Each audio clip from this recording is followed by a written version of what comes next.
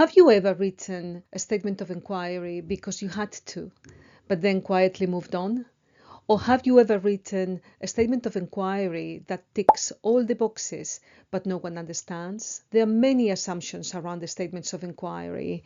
First, that they are useful for meeting IB requirements, that they're good for compliance, but not necessarily useful for teaching. Also, assumptions that statements of inquiry are topic summaries, and really, this is probably the reason why many statements of inquiry end up being ignored, especially by less experienced IB teachers. In this video, I'll show you what an NYP statement of inquiry actually is and how to use it as a real driver of learning and not just a simple paperwork exercise. I've worked in education long enough and I've been teaching with the IB for years, enough to see this same confusion come up again and again. This video is not about judging your planning, it's about making the work lighter and more effective. The IB is not simply about just covering content. It is about developing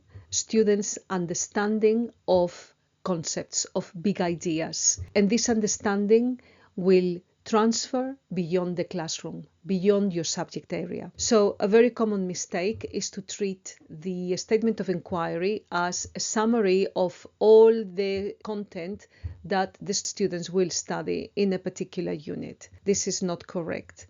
You should treat the statement of inquiry as the understanding your students should live with after completing all the tasks, after covering all the content, and after the unit ends. So, just to give you a concrete example, in a language acquisition class, instead of just listing vocabulary or grammar, the teacher also plans for what students will understand about language, culture, and communication. A statement of inquiry is not a lesson objective. It is not a topic summary, and it is not a rewritten syllabus point. Many teachers make the mistake of reusing or repurposing older material with different language and call it an inquiry.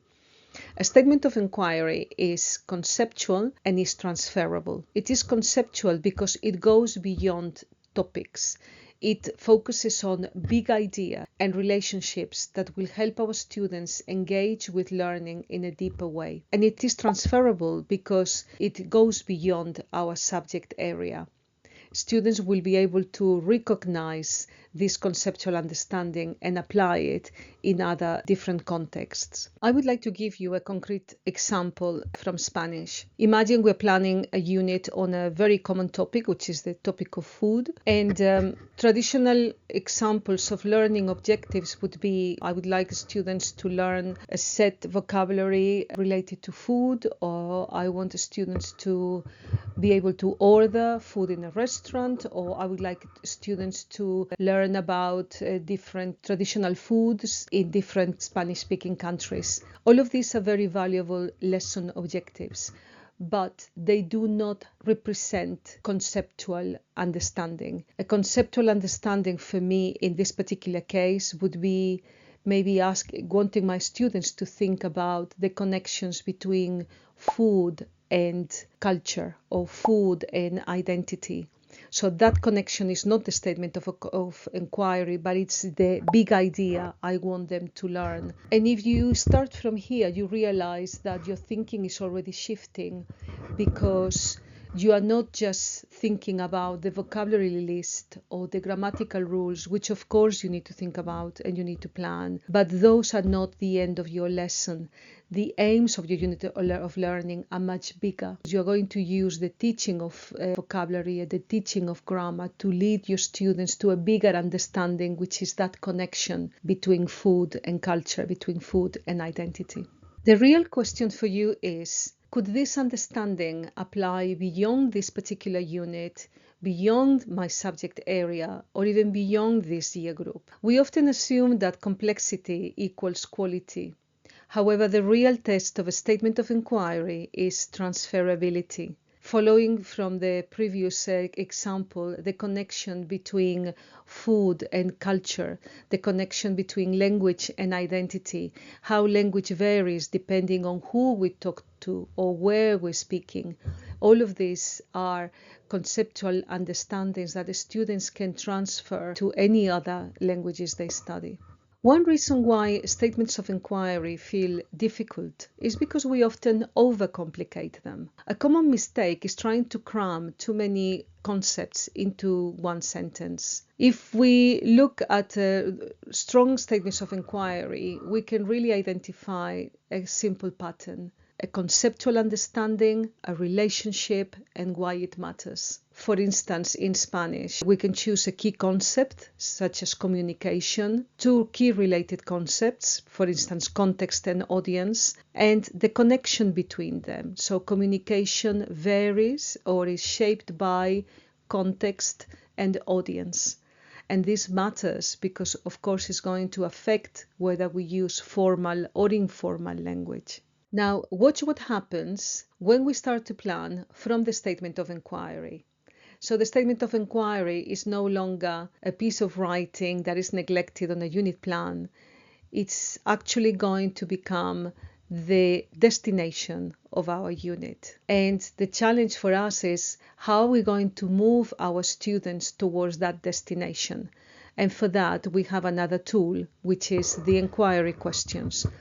So the inquiry questions are the stepping stones that are going to allow us to break down the complex conceptual understanding into manageable steps or manageable chunks. So we're going to be moving students from factual basic understanding to more complex tasks and ideas. The connection between a statement of inquiry, classroom activities, and assessment has to be really clear.